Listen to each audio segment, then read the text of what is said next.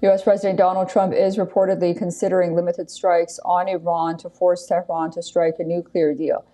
According to a report in the Wall Street Journal, the strikes could begin within days, and some military and government sites could be on the target list. Iran has already warned U.S. that any attack would make American bases in the region a legitimate target. About 40,000 American troops are deployed in its bases in Jordan, Qatar, Iraq, and Bahrain. The report follows Trump's warning that Iran must make a meaningful deal in negotiations with Washington in the next 10 days or 15 days, or else, quote, bad things will happen.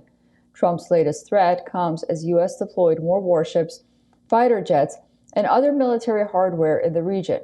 Trump's warning comes days after the U.S. and Iran held a second round of Omani-mediated talks, with the U.S. seeking to prevent Iran from getting a nuclear bomb.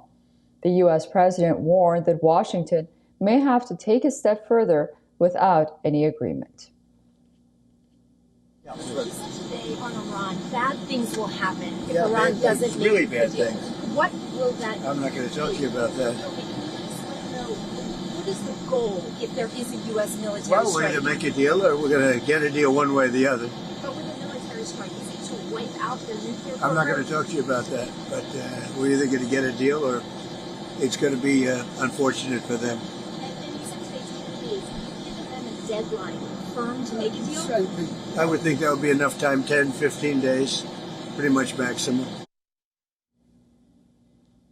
Trump's comments come after Israeli Prime Minister Benjamin Netanyahu issued his own warning to Tehran. Netanyahu says that Israel will retaliate forcefully against Iran if it launches an attack on Israel. If the Ayatollahs make a mistake and attack us, they will receive a response they cannot even imagine.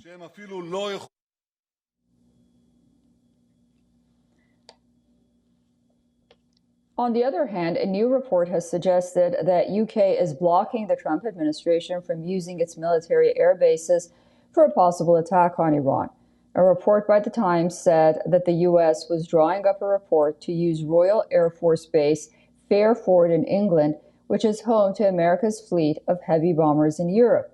According to the report, UK officials were reportedly worried that giving US permission to use the Royal Air Force bases for a military attack could breach international law.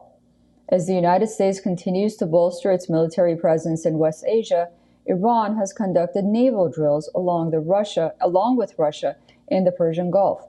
During one such exercise, an Iranian fighter jet crashed, killing one of two pilots on board. According to Iranian state broadcaster IRIB, the Air Force plane crashed during a late-night training sortie in the country's western Hamadan province. Amidst the amassing of American arsenal in the region, Turkey's Foreign Minister Hakan Fidan has said that he hopes both sides reach for a genuine negotiation without the need for a military operation or war. Fidan further added that despite encouraging diplomatic signals, the discussions were delicate and at a critical threshold. Meanwhile, Iran has told UN Chief Antonio Guterres that in the event of a military aggression by the U.S., Tehran will consider bases, facilities, and assets of the, quote, hostile force in the region as legitimate targets. In a letter to the UN Secretary General, Iran's permanent mission said that Trump's rhetoric towards Iran signaled a risk of military aggression.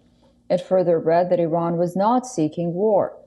In another related development, the European Union has officially designated Iran's Islamic Revolutionary Guard Corps as a terrorist organization.